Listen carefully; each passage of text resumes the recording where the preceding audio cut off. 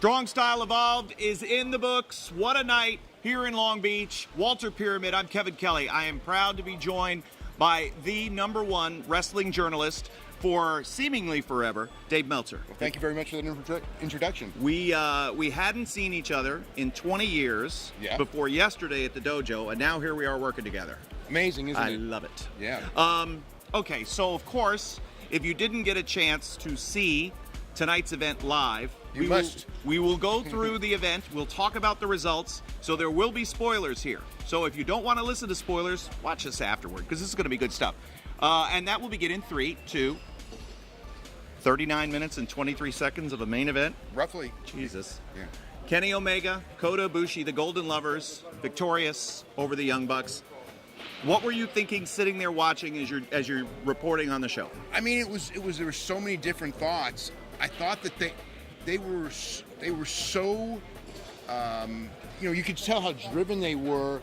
They knew that the pressure was on because everybody was expecting this blow-away match, and they delivered it. It was extremely creative. It was long. It was all kinds of crazy moves and a hell of a lot of drama. Yeah, I appreciated the drama a great deal, in addition to the amazing athleticism, because Kenny went into this match saying to us on New Japan World that he really didn't want this match, that it was inadvertent when he said, hey, we're the best tag team in the world. That's where Matt took exception. They move up to heavyweight, and the match is made for tonight. Every bit worthy of this sold-out crowd. We'll talk more about that in a little bit. I want to get your thoughts quickly about Switchblade, Jay White, Hangman Page. I thought that exceeded expectations far and away. Well, that was another one. Those guys had a lot of pressure on them because they were following Okada, and people here came. Okada's perhaps the best wrestler in the world.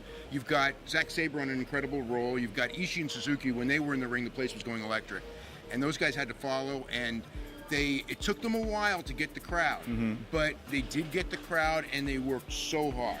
You could see that they knew they were in a tough position, and they delivered.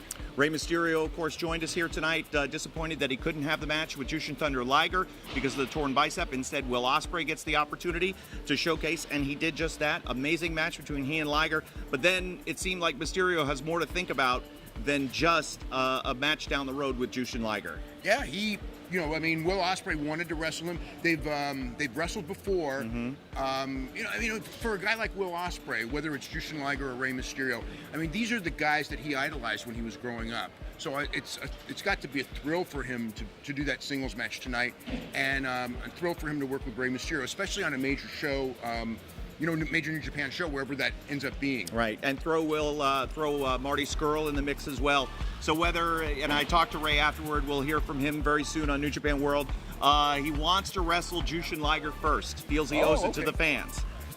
Then Ospreay and the junior title, if that's what awaits him, fine.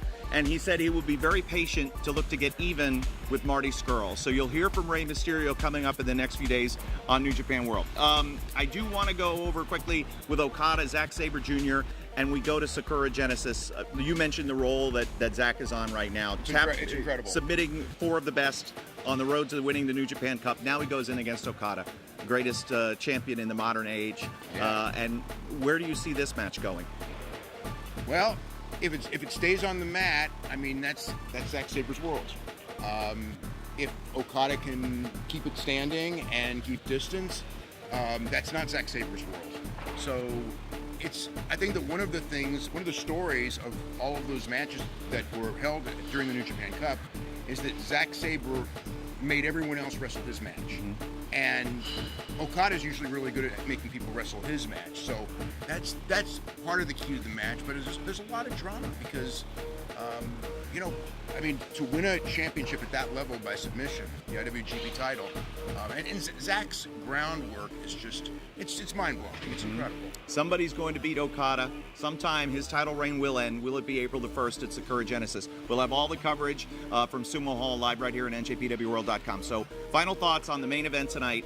How many stars? Where do you go? I have to watch it again to give you a cop-out answer because it's, being here, the crowd was electric for it and everything like that, but I know that I've already seen Twitter, so I know that anything under 5 stars I'm going to get killed for. Yeah. But I also know that I have to watch it again.